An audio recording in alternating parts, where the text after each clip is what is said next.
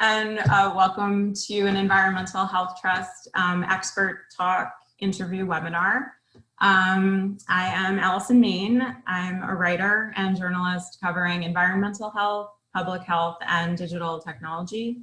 I also work with Environmental Health Trust as creative director, and I'm here today doing an expert talk interview with Frank Clegg.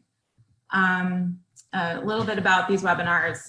Environmental Health Trust is doing these webinars through Patreon to raise support for their work.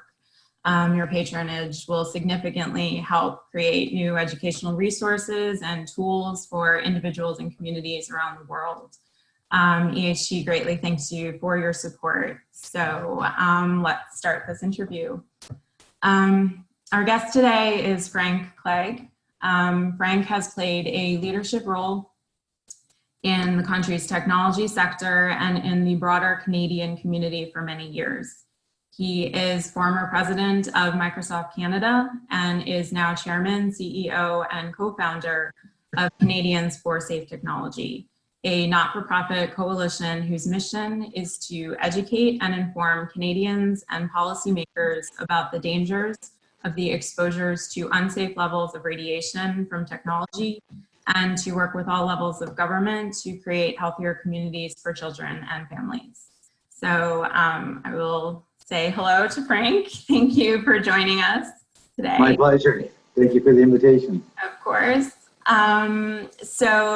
Just jumping right in, and I will have Frank take over. Tell us about your professional background working in technology, including your work with Microsoft Canada. I started my career in 1970, so not only does it mean I'm old, it means I have a lot of experience. I was hired by IBM right out of university, and I spent about 14 years there going through mostly the sales organization. And then in 1991, I joined Microsoft as the Canadian country manager. And I spent 10 years as the president of Microsoft Canada.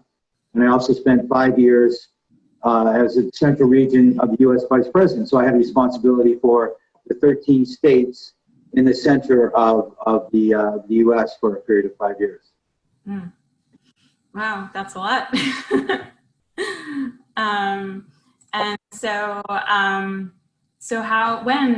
When and how did you first become involved in efforts toward safe technologies? Well, actually, I got involved back in about 2002. We had been approached by the Toronto Police Services because they were concerned about pedophiles actually starting to use technology to attract unwilling and innocent children. And so we put together a team with actually 26 police agencies across Canada to actually, and built a system that the Canadian Police Forces at the RCMP actually hosted to give police officers the tools to track down and actually capture and arrest these pedophiles that were harming children and using the internet as a tool. Parallel to that, we built a web program called Be Web Aware that we actually went out and encouraged employees and business partners to go out and present in public forums to Canadians. The software system ended up being part of an organization called KINSA, Kids Internet Safety Association. And just a few years ago, we actually had rolled that system out to over 10 countries around the world. So that's what got me started in technology. Since then, I've now morphed to and been approached by different people to get involved in the wireless part, and specifically about the potential risks from the use of wireless technology. Mm-hmm. On that front, I was approached about 7 years ago by 3 different families in our local area here, one who had a cell tower, a set of antennas that were actually 10 meters away from their children's bedroom. They just built a new house, and the local provider owned the building, so they were just able to put 9 antennas on the building without even notifying anybody. There was a big cell tower going up on a fire station right next to a school play yard. And the third area situation was one of those small clock towers where you put the antennas in the clock structure that was within 70 yards or 70 meters of people's homes. So what I did at that time was I didn't know anything about the potential harm from wireless devices. So because I was retired, I was able to go out and meet with experts from organizations such as Columbia, Yale, Harvard, an expert, Dr. Miller, who you had on the program, who's an advisor to the World Health Organization. I spent several months really analyzing the scientific research and studying it. And in my career, I've seen the tremendous benefits technology can provide, but I've also seen the harm if technology is not used and implemented correctly. In my analysis and meeting with these experts, I came to the conclusion that our current implementation of wireless technology is simply not safe. So I helped co-found Canadians for Safe Technology 6 years ago, and since then we've been out, as you mentioned, Allison, doing two things: educating parents, teachers, students on how to use technology safely, and also working with all three levels of government on how to improve our safety standards, not only here in Canada, but in the U.S. as well. Sure, sure. Wow. So, so you said that was you founded that about 6 years ago. Yes, yes, that's when C4ST, Canadians for Safe Technology, was founded. And Okay. 2 years ago, I was approached to become more involved in the Environmental Health Trust, and I accepted the position as a co-advisor to the Business Advisory, co-chair of the Business Advisory Group.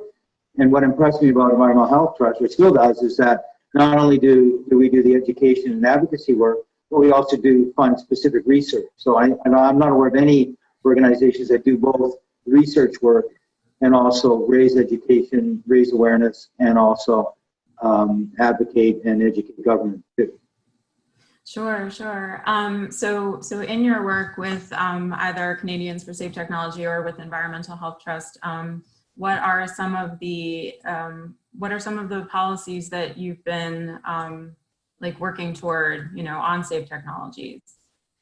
Well, I would say one of the most recent and most successful or more successful program. I had the opportunity to get down to New Hampshire and present to the Technology and Energy Committee, and they ended up sponsoring a bill or passing a bill that went on through the Senate and got passed formally in the House of Representatives that called for a commission to actually evaluate the potential effects of 5G technology in New Hampshire. And that commission was made up of representatives from industry, from the government, policy, citizens, and scientific experts. Mm-hmm. And so we'll see that, and they're due to report back in the next year or so. So I'm very pleased that I was able to play a small part in my presentation to the committee to encourage them to actually pass that legislation. Oh, that's really great. Yeah, no, it's very, and we'll see it. I think they have a very good track record in New Hampshire, and that's why they use that whole setting up the commission process as a way, because they had very success in other issues that they were concerned about, coming up with some very good recommendations. So we're optimistic that there will be some good material and good recommendations coming out of that organization, that group. Yeah. Here in Canada, we were able to get the Parliamentary Health Committee. So that is a group at the federal level of local representatives who are focused on health issues, and we were able to convince them to dedicate 3 sessions to hearings from experts around the world, both sides, both from industry and also from scientists who had done research in this field. And the committee came out with a 15-page report, a multi-page report that had 15 specific recommendations for Health Canada to follow. Mm-hmm. In the Canadian law, the Minister of Health, who's our federal level minister, is responsible to and has given 120 days to respond to that. Unfortunately, she elected to just pass it over to Health Canada, mm-hmm. and we got back a response that was what we've been hearing for the last 6 years about everything's fine, we follow standards and all that stuff. So although we had a short-term win, we're still trying to pursue those recommendations with other members of our federal parliament. But the good news is we had the hearing. The bad news is that we were not able to turn that into any kind of a policy or change in actions on Health Canada's part. Right. Well, here in the United States, we talk a lot about the Federal Communications Commission and the FCC standards. What are the standards in Canada? Canadian and U.S. standards are very, very similar. There might be 1 or 2 percentage points the same, but we're all caught up in our experts being caught up in this whole, and I know you have better experts than me to talk about this, but in a nutshell, back in the early 1920s and 30s, there was this philosophy that if tissue is not heated, then it can't be harmed. And the FCC guidelines and Health Canada Safety Code 6 guidelines are mired in that same science that says because it doesn't heat the tissue, it doesn't harm it. Even though there are literally thousands of studies, peer-reviewed published papers that show there is actual harm to tissue, whether it's animal tissue or human tissue, without heating it. We haven't been successful in breaking through that age mindset. Right, right. Well, I'm sure your work is very much helpful toward raising public awareness for all of this. And I guess what I'd really love to ask you is, coming from a technology industry background, what do you see as the current problems with the wireless industry and with wireless technology as it is today? I think we're, as a technology sector, and as I said, I'm in my 5th decade in the sector, I think we've been given this very gracious acceptance in the marketplace that we launch new technology and everybody gets excited about the benefits, whether they're social benefits or business benefits or just connecting better with people benefits. And we don't spend any time as an industry worrying about the consequences. Mm-hmm. And I think as we've started to see in areas such as climate change, I think shareholders and people are expecting organizations to take a more proactive, responsible approach. And I think there's an opportunity for my industry, and I say my industry, even though I'm retired, I'm still very involved with technology and startups and other organizations. I think we have the opportunity to take a more proactive approach. And also, I give you two examples. There are many more. I'm a grandparent now, so I'm worrying more about baby monitors than I have for the last 20 years. If we lived in Europe, my daughter and son-in-law would be able to buy a baby monitor that only emits any kind of radiation when our granddaughter or grandson makes a noise. That is not available. In North America, the only thing we could find, and we don't use them very much, are baby monitors that not only emit radiation, not only for the baby in close proximity to the device, but also at the home station where my daughter and son-in-law are. So, my industry has not done any efforts to bring forward a safer alternative that can still give parents peace of mind that doesn't radiate the child 24 hours a day, 7 days a week that they're exposed. Right. Second thing is that we know that when you hold a cell phone device or a tablet or any personal device that has a wireless capability, we know that the radiation levels, if you hold it against your body, whether it's your head, stuck in your bra or your shirt pocket or your pants pocket, you actually break FCC and Health Canada guidelines. Now, there's a warning that's buried inside the device. In the Apple, it's like 5 levels below. The Samsung device or the Google's devices similarly. Or it might be on page 162 of the manual. Well, we know nobody goes through 5 levels of your phone to check the warnings, and nobody reads pages up 100 and whatever it is in the manual. So I think there's an opportunity for my industry to be more proactive and just say to people, be aware that there's a safe way to use this technology, and there's a potential harmful way to use it. And I'd like to see my industry take the initiative and take the responsibility to say, yes, we need to educate people, let them know that there's harm, let them know that there's a proper way to use these devices, and there's a potential harmful way to use these devices. Right, right. So like safety warnings actually more prominently displayed on the devices and what's being sold to consumers rather than buried in like a 150-page manual somewhere. So I think that, it seems that there is a great opportunity for the technology industry to not just communicate what are safe practices, but also to develop and engineer like in a very creative way, very like modern technologies that are nonetheless safe. So it almost appears to be like just almost like an engineering challenge to an extent. Well, it's an engineering challenge, and also, in fairness, when my technicians go out and they're installing any kind of a system, what people want right away is the fastest response that they can possibly have.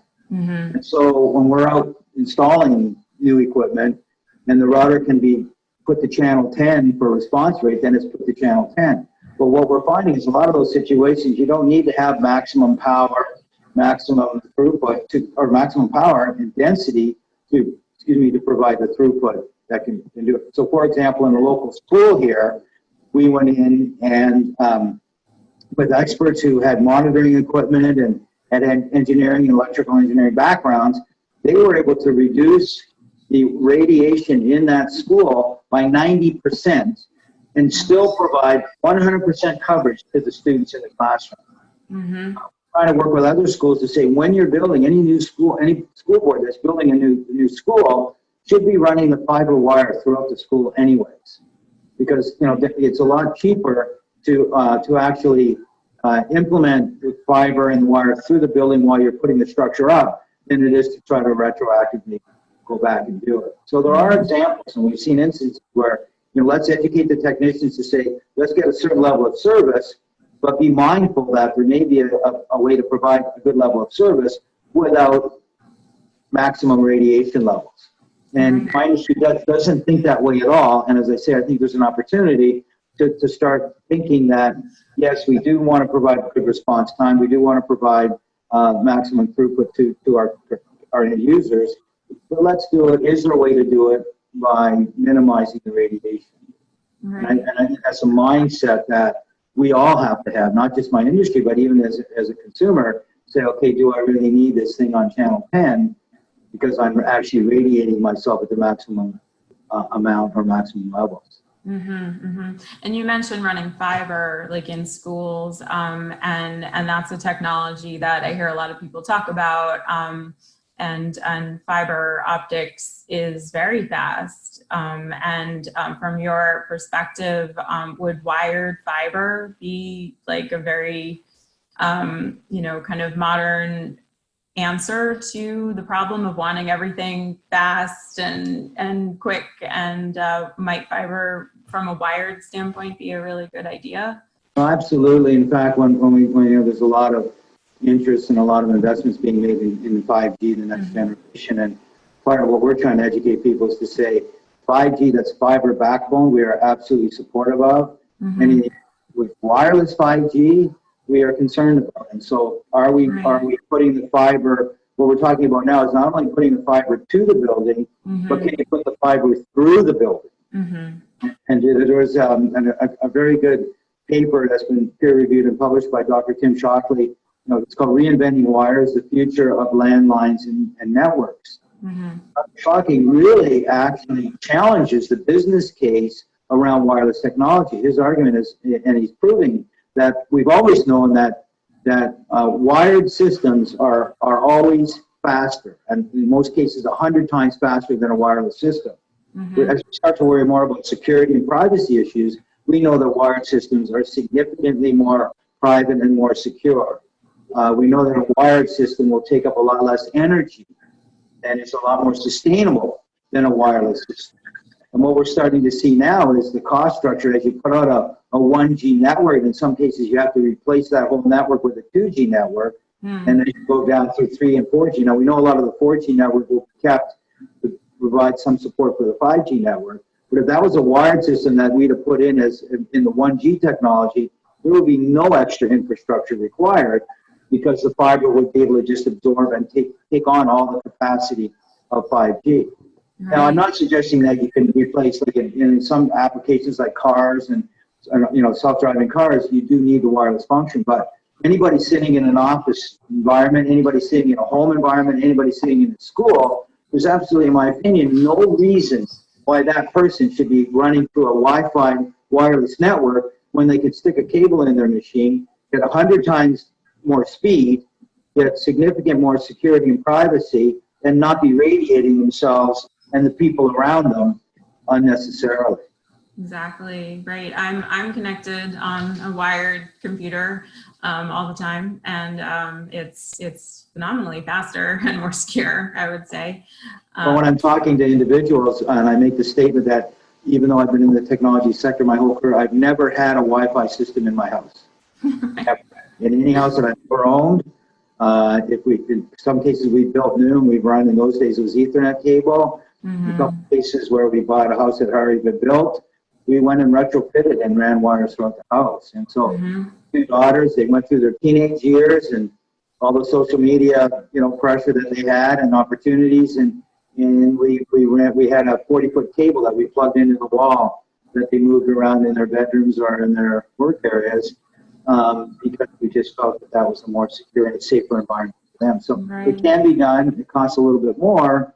In some cases, if you can't, I understand that, but anything you can do to try to get rid of the Wi-Fi in your office building, your school, or your home, you should really pursue that.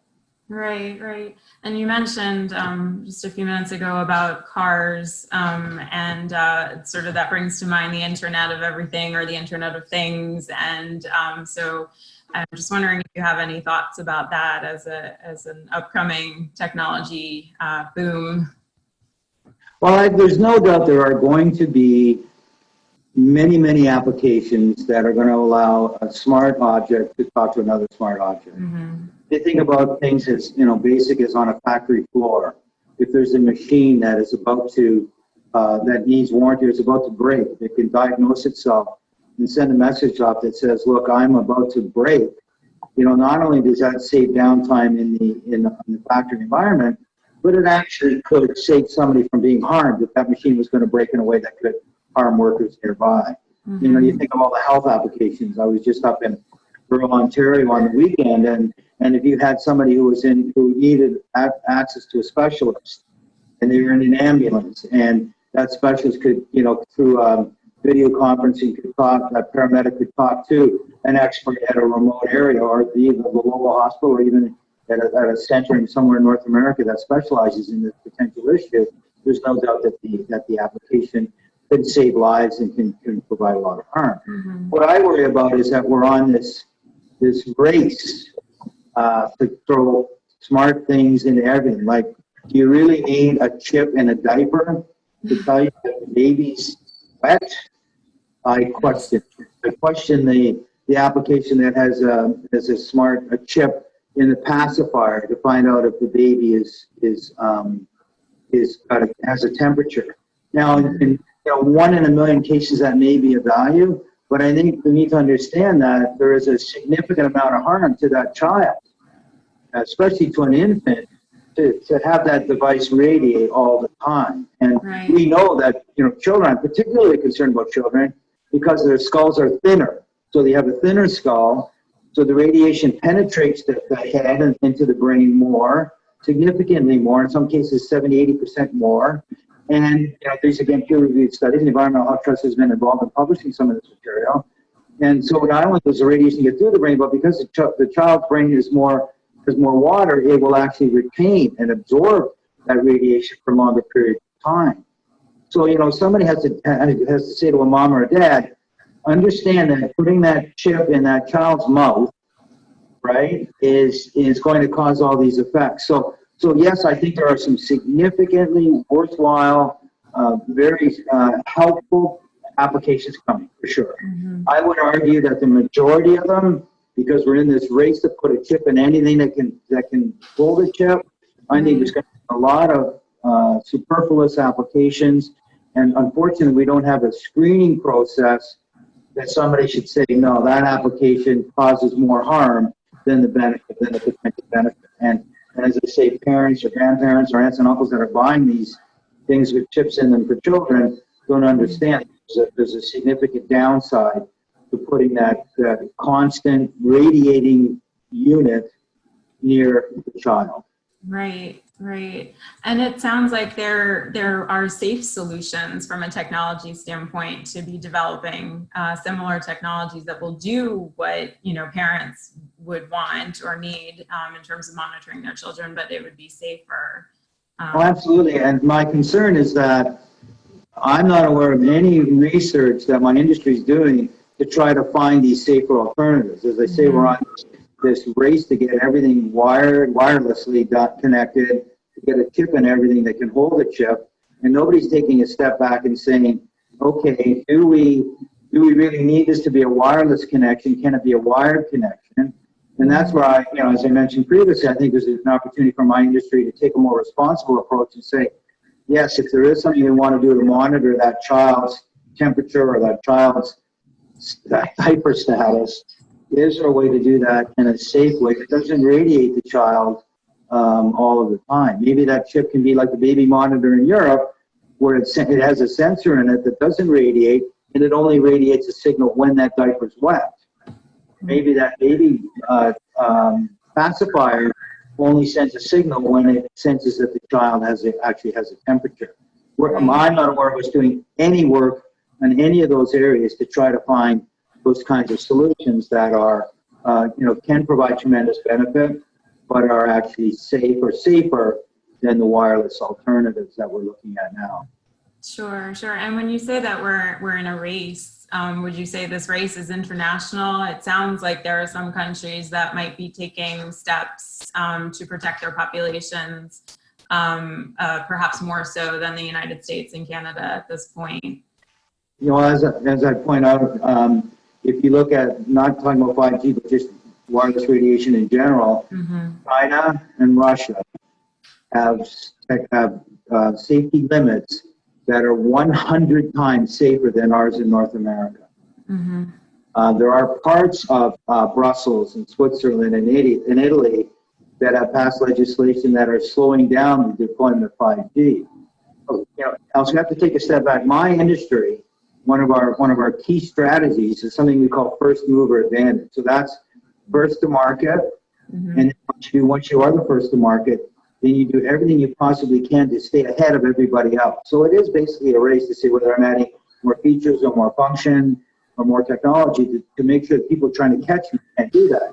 That's exactly what the Internet of Things and 5G, using 5G is all about. Who's the ones that can get the most applications up the furthest out there. And, you're seeing my industry go state by state in the U.S. and passing legislation that really takes away a lot of the ability of local states to have any say in the technology being deployed.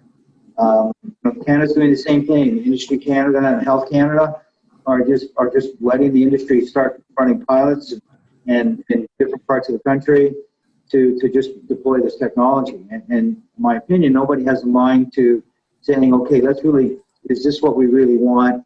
Is this the safest way to do it? We're Canadians for safe technology. We're not Canadians for no technology. Right. We are saying it has to be done safely, and it has to be done. It has to be done in a way that allows people to get the benefits of the technology, with a mind to saying, okay, are we doing it in the safest possible way that we can?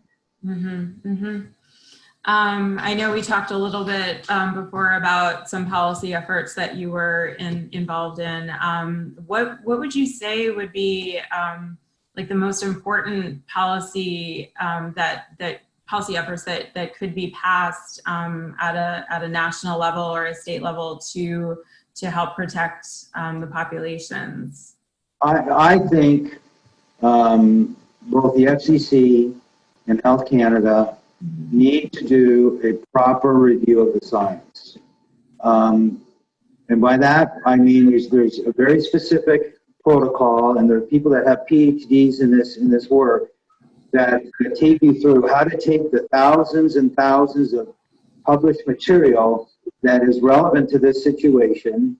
And there's we met with Health Canada, and the expert that we had in the Ottawa region, who's published papers and travels around the world on this topic and lectures on how to do this, and has written, as I say, many papers at PhD level. He went ahead and met with Health Canada, and he gave them an F on their process to review scientific material. Wow. My understanding, the FCC, who's responsible for the guidelines in the U.S., doesn't even have scientific or medical experts on their staff to do the evaluation. Right. So here we have two organizations. In Health Canada's case, they don't even own the software to do the analysis properly, that are doing these guidelines, issuing these guidelines. The closest we came to this proper systematic review using international standard protocols was back in 2011, when the International Agency on Research on Cancer, IARC, which is part of the World Health Organization, spent a week evaluating the science. And they came out with their designation, which is called a possible human carcinogen, class 2B. Experts from around the world are saying if that IARC got together another group of scientists from around the world. They would come back to category 1. Category 1 is saying it's a human carcinogen. Asbestos and cigarette smoke are category 1s. So what we need is FCC, Health Canada, either together separately, probably more likely separately, to make the investments that are required, to bring in the experts that are needed, to evaluate the science and using the proper procedures and make a decision and a determination to update. I believe that if they make that proper analysis and proper investigation, they will come back with the conclusion that the safety standards aren't adequate and reduce the standards. The significant amount, taking into account that non-thermal effects are relevant and can be measured. And I think that Health Canada Safety Code 6 would be updated, needs to be updated, and I think the FCC guidelines would be and need to be updated if they actually did this proper analysis and investigation based on international standards and protocols. Yeah, no, that's tremendously important.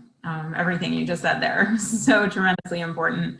And hopefully efforts will lead in that direction. I wanted to talk a little bit about your, you had a recent publication in the journal Building and Environment, and the title was Building Science and Radio Frequency Radiation, What Makes Smart and Healthy Buildings.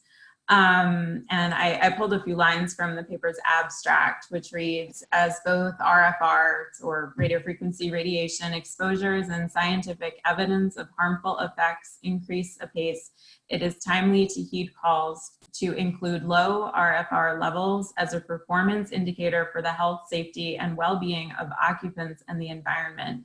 There is urgent need to implement strategies for no or low RFR emitting technologies in shielding in building design and retrofitting. So that's amazing that this was published in a peer-reviewed scientific journal. And I just wanted you to maybe talk a little bit about your work on that paper and why this is such an important step to have this published. Yes, this came out of a presentation, and we had a panel of 6 of us that went in and talked about it, and it was at the National Institute of Health. And the Building and Environment group came back and said there was such an interest in the whole topic of health in buildings, they decided to issue a special edition of the magazine, or of the journal, I guess, on health and building, and they asked if we would to submit a synopsis of the article that we would like to write. So we did that, and our submission was accepted, our draft, and then we put in a formal paper, and that was submitted. My background, I am not a scientist, I am not a researcher, so I need to give credit to the people who really made it happen. Dr. Sears, who was, I talked about the systematic review, he's the one who was really the anchor of writing it. Dr. Miller was a contributor, Theodora Scarrato and Mark Friesen helped. We had experts in the building and science environment, so the other authors were people that were experts in building science. And so the idea behind this whole approach was, and I mentioned this before with schools, the time to get involved and start to think about the potential radiation impact of anything you're putting in a building, especially as everything is talking about smart buildings and smart appliances and smart devices, smart security systems, smart air quality control. We felt it was when you're building the building. Mm-hmm. And so that the paper is really directed at, and our audience are engineers, city planners, architects who are involved with designing buildings. And the buildings could be large commercial structures, schools, or even residences, and get them to think about the potential effects of the wireless devices and educate them on saying, look, there are impacts. As you're worrying about air quality, like we've come a long way in air quality control in buildings. We're starting to worry about filtration systems and monitoring it. Our thesis is we can start to now have that same approach and that same evaluation, worrying about the other environmental impact, which would be wireless radiation. There are some standards in Europe where they measure buildings and they measure the output and the safe environment for buildings that we reference in the document. There's some great work going on in schools in California and Massachusetts that we educate. So it's really a paper that's broken down into say, okay, be aware that there is wireless radiation that's involved in your buildings. It's going to increase as we continue to try to take advantage of the technology. Be aware that there are health effects. So there is a section that talks about the health effects.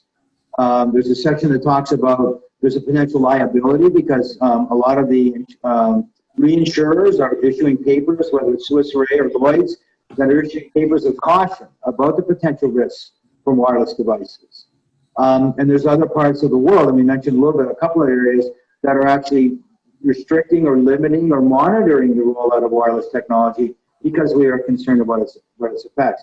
And then we have a large section saying, okay, what can you do? How can you, if you are interested, how can you design, or what are the things, the considerations you should have when you're designing a new building or retrofitting a building that can help reduce the impact to individuals who would be in the building, visiting, or there for a long period of time. So it's really meant to be a how-to book. There's, I think there's over 200 references in the paper that people can go and get extra information.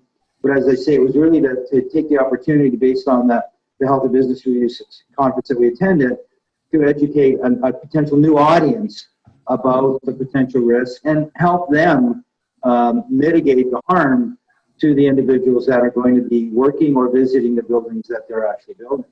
Yeah, no, and that's such an important audience for this topic, and it's an open access paper, right? So anyone can have access. Yes.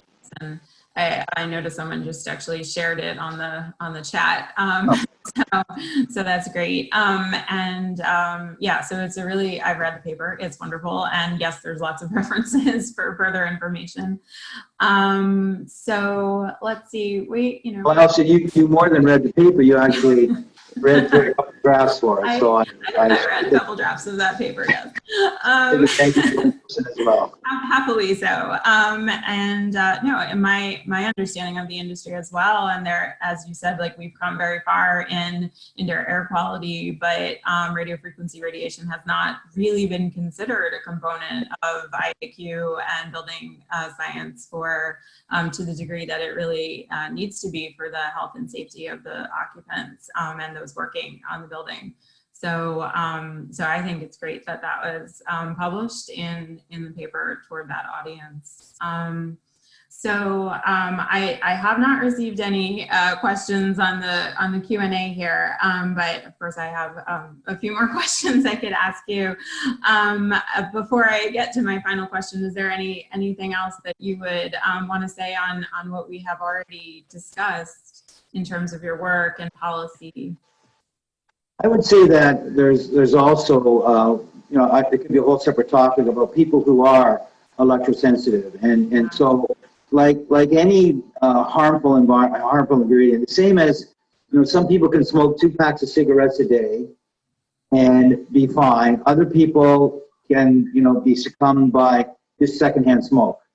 We really don't know what causes a lot of why some people react and some people don't. So there's this whole group of population, and the most conservative estimate is that 3% of the population is electrosensitive, and in terms of really being in bad shape, they can't get severe headaches, or in some cases heart palpitations. And so in some cases, in some parts of Europe, they actually defend and argue and have a thesis that says it could be as high as 10 or 12%. What we do know, and just as a reference, I think we've done a very good job in terms of understanding peanut allergies. Now, peanut allergies is anaphylactic and people can die right on the spot, whereas something like an electrosensitivity may take longer time to actually wear somebody down. But we do know there are people who are at the point in their lives where they actually do end up dying from the consequences of electrosensitivity. Peanut allergy is less than 2% of the population. So we already know that there are electrosensitive people. There's 50% more, even the most conservative case, there's 50% more people that are electrosensitive. Part of this paper that we talk about is how do you accommodate people in electrosensitive environments. And so there's a whole bunch of work that we're doing in terms of raising awareness and government policy. And we're starting to see some things where the World Health Organization has actually created a category called the acknowledging electrosensitivity, and that's a very new one. In Canada, we have the Human Rights Commission that has accepted it. in the U.S. There's parts of the U.S., and I can't remember, I should know this, the organization that does acknowledge it. So we're starting to see some inroads. The other thing that we need to be aware is, even though today I'm not affected by radiation, effects of radiation are cumulative. So today the number could be 10% of the population, whereas 5 years from now it could be 20 or 30% of the population.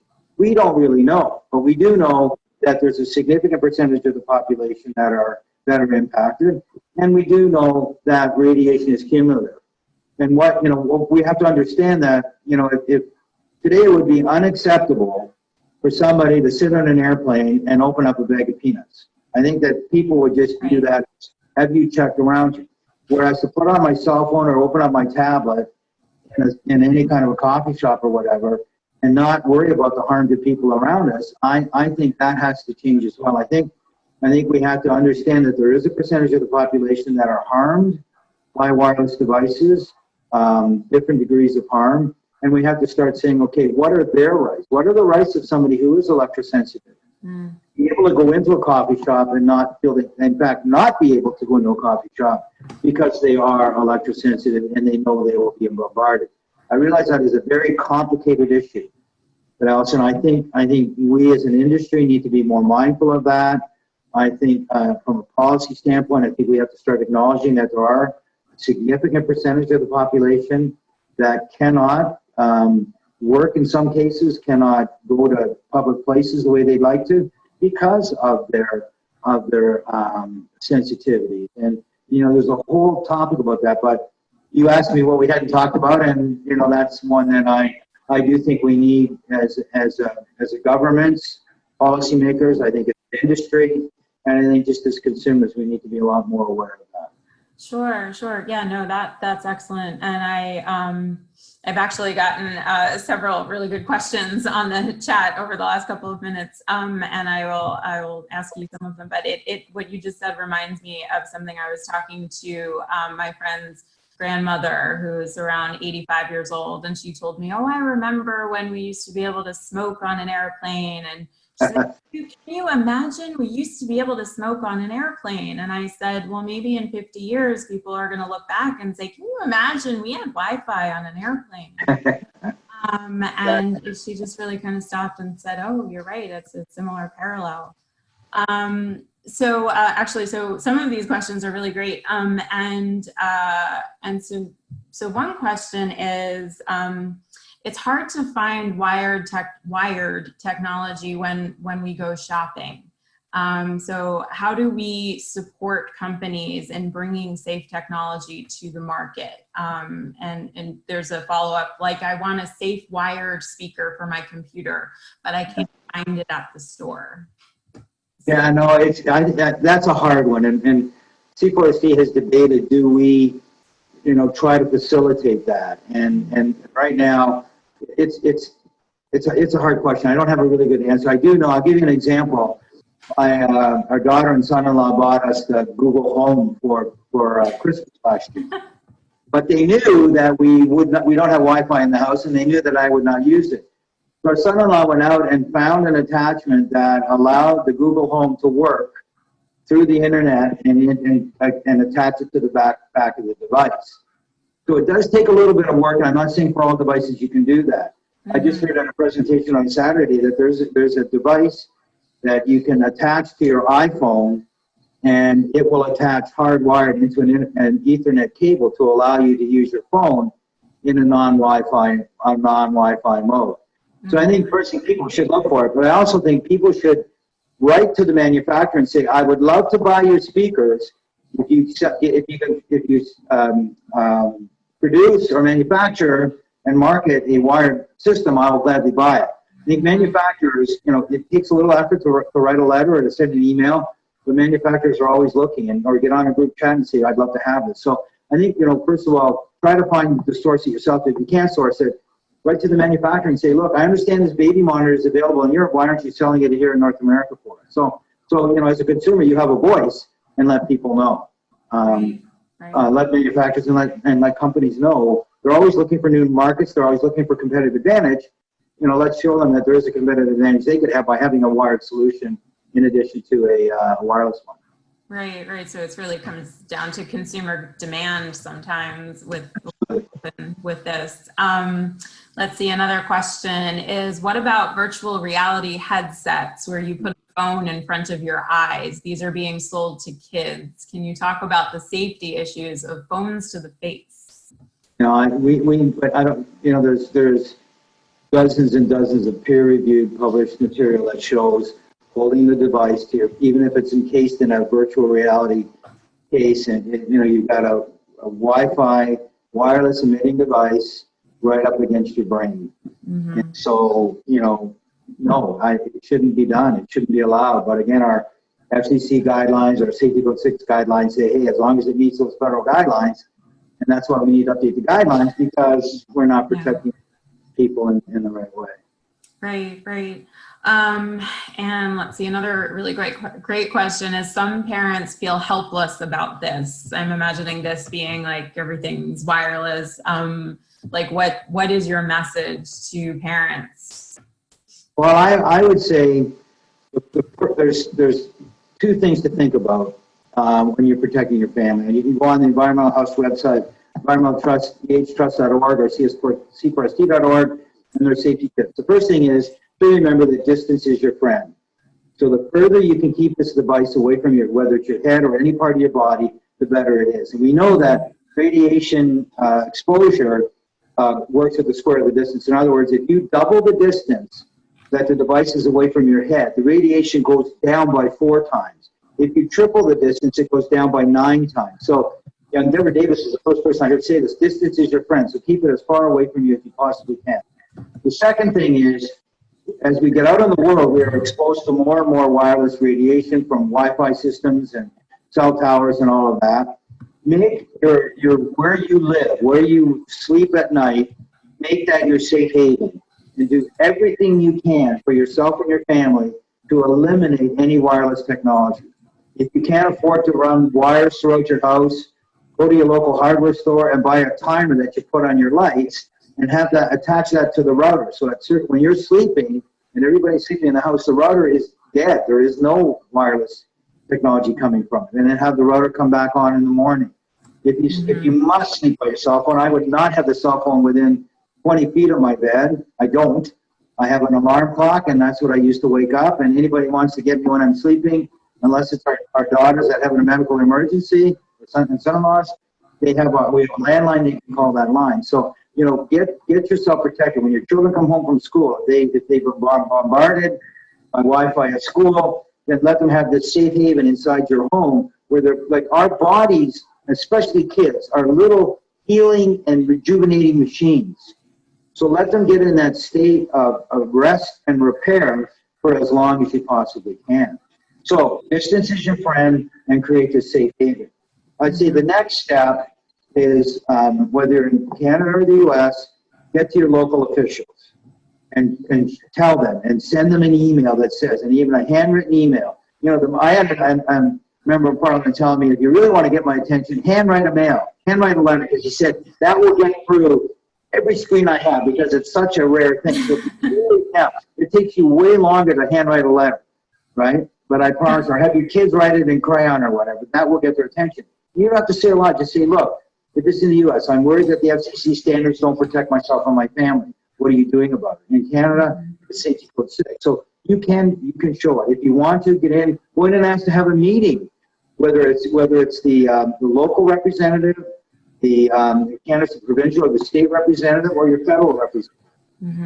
Member of Parliament in Canada, or your state or congressman in state your Senate or congressman in the U.S., congressperson in the U.S.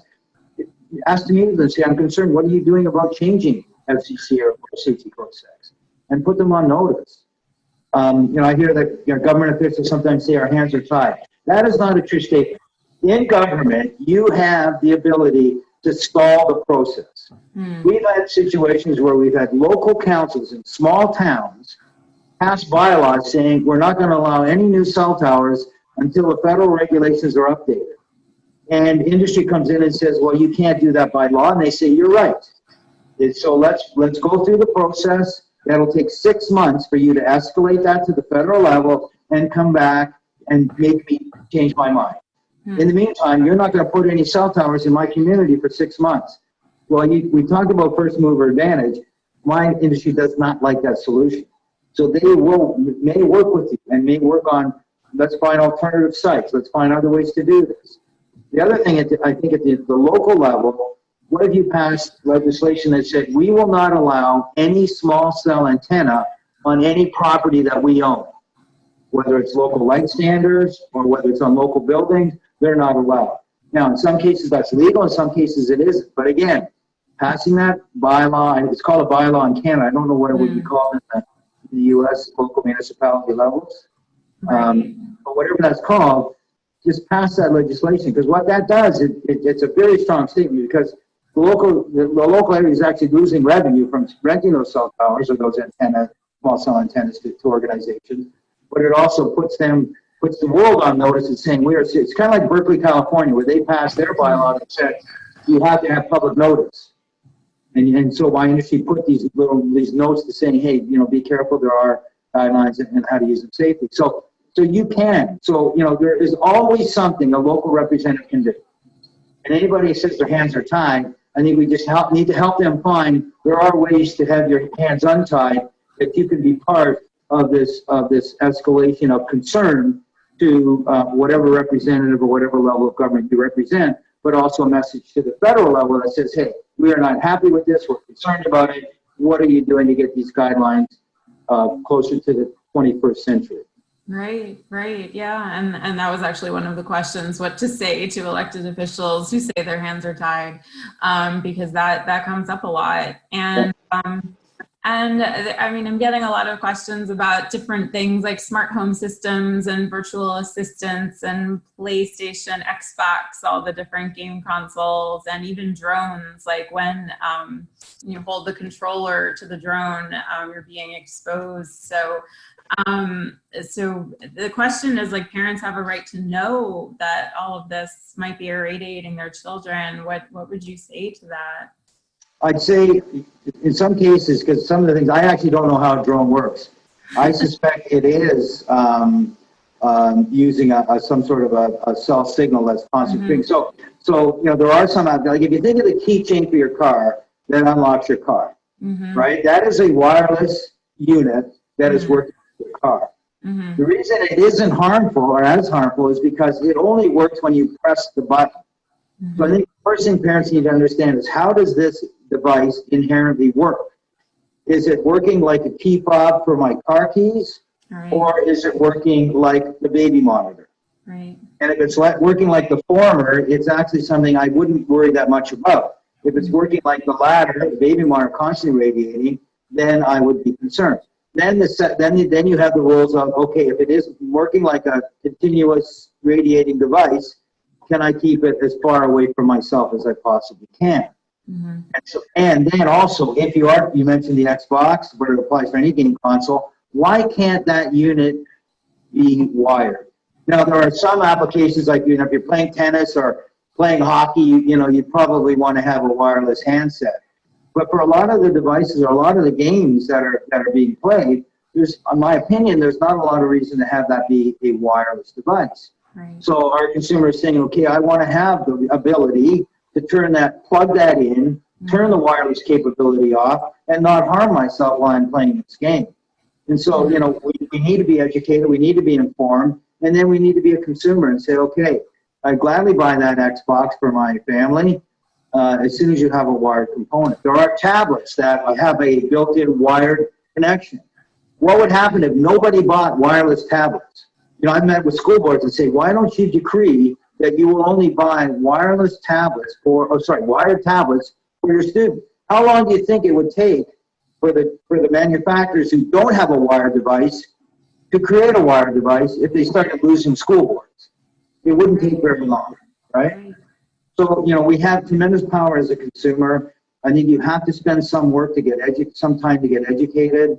There are solutions out there, but unfortunately, and I talked about this at the beginning, we're launching new technology in the marketplace, and the onus is on us as a consumer to really find out if it's harmful to us. And I think that's the opportunity my industry has to play a more proactive and leadership role by saying, okay, let's sell that Xbox handset with a wired option. Right, right. No, that's excellent. I guess that sort of speaks to what my last question to you is going to be. Like, what would be, after this wonderful interview and webinar, what would be your takeaway message to your industry colleagues? You know, I would, you know, because I don't know who all the people running the organizations in Canada are anymore, because I've been retired for several years now. But I assume they're the same as the group that I worked with 15 years ago when I retired. You know, we're parents, we have children, we're trying to be responsible. You know, we're trying to do the right thing for the environment. We're trying to do the right thing for our companies that we represent, for our employees and our shareholders. I think there's a tremendous opportunity for my industry and the leadership of my industry to take a complete step back and say, okay, the government can't keep up with all that we're doing. It's not feasible. Is there a role that we can play to serve both worlds, to serve the world that we are responsible to our shareholders, so our job is to bring new technology to the marketplace and show the best benefits of that. At the same time, add some resourcing to say, is there a way to do this safer? Is there a way to do this that we can have the best? We can have the best of both worlds. We've seen this. You know, if you think about cars, how unsafe cars were several years ago, whereas now today, right, we still have safety limits. We still drive them as fast as we do, but we have seat belts, we have airbags, we have low and unleaded gasoline. All of those things happen with an industry saying, okay, now a lot of that was legislated, but I would argue today, I think you've got manufacturers of automobiles that are going above and beyond the safety standards. In fact, you're starting to see ads by manufacturers saying we have a safer car. So not only do we meet federal regulations in our cars, we have safer cars for you. So I think there's an opportunity for my industry to shift that mindset and say, okay, let's do both. Let's bring the technology to market. Let's continue to drive for tremendous business solutions, tremendous consumer solutions, tremendous benefits. At the same time, let's have an eye to how do we do this more safely? How do we do this so our consumers can feel comfortable that this device that they're using doesn't just meet federal guidelines? I think that's got to be passe from my industry standpoint, but how do we start proactively and looking for advantage, like we talked about? Launch a baby monitor in North America that only emits when the child screams, right? Yeah. Let's have low emission. What if we had low emission cell phones for children that really, for a child, all you want them to be able to do is press 911 or press the home button. That's all you want them to do. Why isn't there a cell phone on the market today with low emissions that only needs to do send a text or make a phone call? Why isn't that on the market today? So there are tremendous market-leading devices and products that could be out there, but nobody's really looking, in my opinion, at them. Now they maybe, and I'm not aware, and I hope so, but I think that's the opportunity that my industry has moving forward. Yeah, there's a tremendous opportunity for innovation in this industry that's safe and not harmful. So this has been a wonderful conversation. Thank you so much, Frank, for your time and your insight and expertise. Thank you for the opportunity, and I hope the people watch this found it informative and have some idea on how to move forward.